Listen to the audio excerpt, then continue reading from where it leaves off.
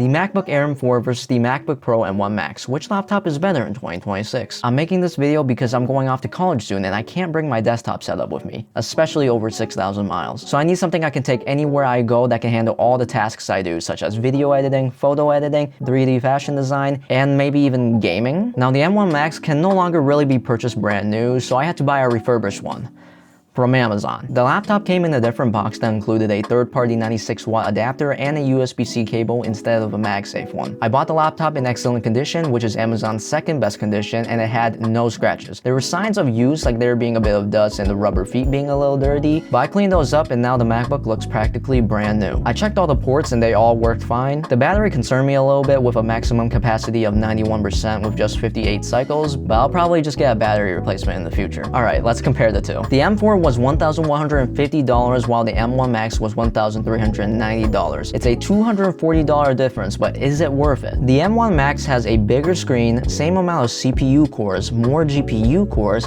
a higher memory bandwidth, more RAM, more storage, a higher resolution, a brighter screen, a higher refresh rate, and more ports. The M1 Max does, however, use older Wi-Fi and Bluetooth, and the camera has less quality and doesn't have the center stage feature like the M4 does. Now let's test benchmarks with Geekbench. The M4 performed better on the CPU test with a better single-core and multi-core score, but the M1 Max had double the M4 GPU score on the OpenCL and Metal test. I then tested how both laptops ran on DaVinci Resolve. Both had perfect playback when viewing 4K 30fps footage. Render caching was slow for both laptops, but the M1 Max barely caches a little faster than the M4. Exporting this 5-minute highly color-graded 4K 30fps video took 52 minutes and 39 seconds on the M4. The M1 Max, on the other hand, took 15 minutes and 34 seconds, just 6 minutes slower than my desktop export. Moving on to the gaming test. Here's the average FPS for each graphics in Minecraft.